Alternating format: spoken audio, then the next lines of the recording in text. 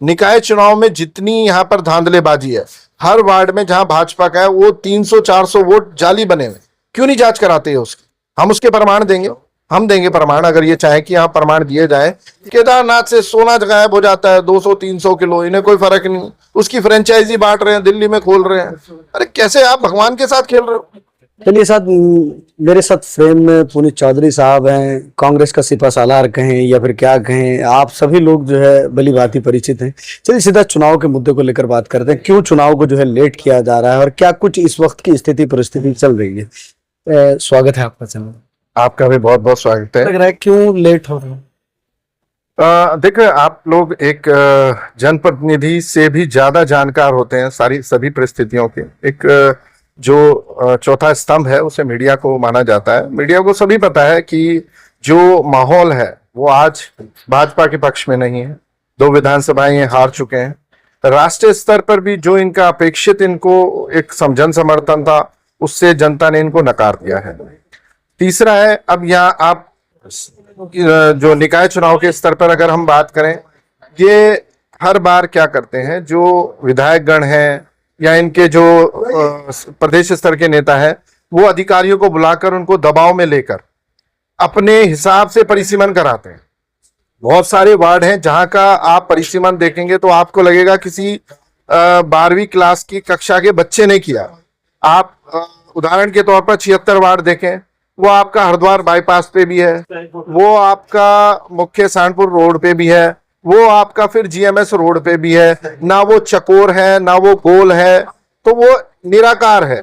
उसको ये भौगोलिक आधार पर, सामाजिक आधार पर किस आधार पर काट रहे हैं, अगर कोई इनमें से जवाब दे पाए तो, या फिर ये पार्षद और विधायक की जोड़ तोड़ का नतीजा है।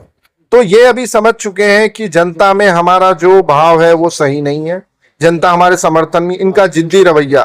आज की डेट में, आज की तारीख में एक इतना बड़ा कांड जो आईएसबीटी पे हुआ है, उसकी जो पीड़िता है वो अपनी दवाई के लिए भी धक्के खाती घूम रही है, और इन्हें ये निकाय चुनाव के परिसीमन में जोड़ तोड़ करने से फुर्सत नहीं है। जो मैं जनप्रतिनिधि जनता के पीड़ा से वास्ता नहीं रखता, मुझे नहीं लगता वो लोग जनप्रतिनिधि बनने लायक हैं। फिलहाल ये दबाव में है। पूरा जो लोगों का रुख है वो कांग्रेस की तरफ एक अपेक्षा से देख रहा है। ये नगर निकाय मेयर हार रहे हैं।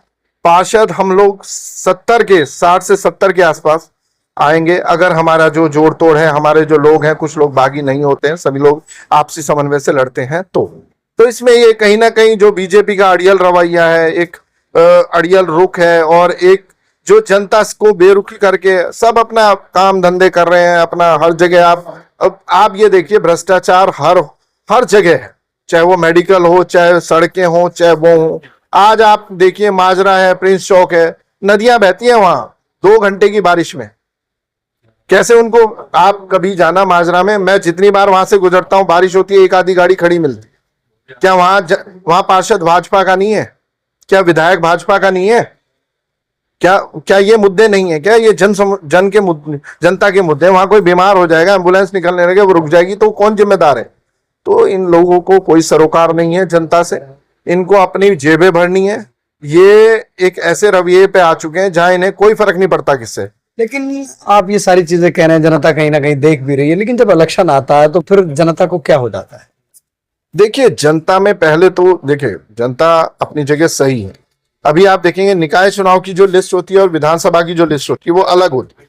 निकाय चुनाव में जितनी यहाँ पर धांधलेबाजी है, हर वार्ड में जहां भाजपा का है वो 300-400 वोट जाली बने हुए, क्यों नहीं जांच कराते हैं उसकी? हम उसके प्रमाण देंगे, हम देंगे प्रमाण, अगर ये चाहे कि यहाँ प्रमाण दिए जाए कि कहाँ जाली वोट है, हम देंगे। आप अच्छे स्तर पे उसके जांच तो कराओ।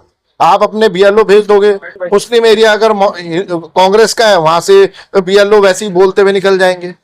अगर भाजपा बहुल एरिया है, वहां पे घर घर जाके कुंडे खटका के शाम को, ठीक है ना, आप रात के 10 बजे जाओ, आप घूम के आ जाओ, आपने कहा जी हम तो गए थे। लेकिन बहुत सारे वार्ड हैं जहाँ के जो एक एरिया है जहां इनको लगता है कि यहाँ कांग्रेस का वोटर है, वो गायब है। तो वो वोटर लिस्ट है जिनके नाम, उनको अभी तक पब्लिश क्यों नहीं करा जा रहा? इनको काउंटर करने के लिए इनके क्या प्रबंध है? अभी इन्होंने नया नक्शा दे दिया, नए लोग जोड़ दिए हैं, वो अगर अपडेट भी करने जाए तो जनवरी फरवरी में चुनाव जाएगा। ये ऐसे ही काम कर रहे हैं ताकि थोड़ा माहौल इनका बन पाए। केदारनाथ से सोना गायब हो जाता है 200-300 किलो, इन्हें कोई फर्क नहीं। उसकी फ्रेंचाइजी बांट रहे हैं, दिल्ली में खोल रहे हैं। अरे कैसे आप भगवान के साथ खेल रहे हो? आपको कोई वास्ता ही नहीं है जो लोगों की जन भावना है। आप देवभूमि देवभूमि देवभूमि, आपने शराब की फैक्ट्रियां लगा दी, आपके पूर्व मुख्यमंत्री की ब्रांड निकलते हैं। तो देवभूमि के नाम पे आपने करा क्या? यहाँ कसोट रहो, खनन माफिया यहाँ पे सारा खोद के पुल गिर रहे हैं, सड़कें गिर रहे हैं, आप ही के निर्माण किए हुए कार्य हैं। तो उसका जवाब कौन देगा? जनता से कोई अपील? जनता से अपील है अपना थोड़ा सा देखिए, जो निकाय चुनाव में मैं एक निजी अपील करना चाहूंगा। निकाय चुनाव जो होता है आपका जनप्रतिनिधि, चाहे कोई अगर भाजपा मानसिकता का आदमी है या कांग्रेस मानसिकता का, ना मोदी जी यहाँ काम करने आएंगे ना राहुल जी आएंगे। आपका जो निकाय चुनाव का जनप्रतिनिधि है, जो पार्षद को लेके जो लोग खड़े हैं, उनका एक डेटा बनाओ, कितने शिक्षित हैं, कितने सामाजिक कार्य करे हैं, कितने उन पर कानूनन अपराध के केस हैं, सब उस चीज का डेटा लेके कितने वो एक्टिव हैं, उसके आधार पर वोट करें। भविष्य आपका भी है, आपके बच्चे कल को होंगे, उन्हें भी जरूरत होगी। एक पार्षद अगर जीतने के बाद गायब हो जाएगा, आप ही के काम में अवरोध आएगा। तो ये चीजें देखकर कौन सामाजिक रूप से लोगों से, जनता से एक अपना एक हृदय भाव से जुड़ता है, जो नहीं जुड़ता है उसको नकार दें और जो जुड़ता है उसको वोट करें। चलिए, समय देने के लिए शुक्रिया। बहुत बहुत सीधे तौर पर जो है पुनीत चौधरी ने जितनी बातें की वो आपके सामने, वीडियो को ज्यादा से ज्यादा शेयर भी कीजिएगा और कमेंट भी कीजिएगा। और कहीं ना कहीं जो अपील है लास्ट वाली, उस अपील पे मैं कहना चाहूंगा कि ध्यान दीजिएगा। आप इन सारी चीजों को स्टडी कीजिएगा, उसके बाद अपना जनप्रतिनिधि चुनिएगा।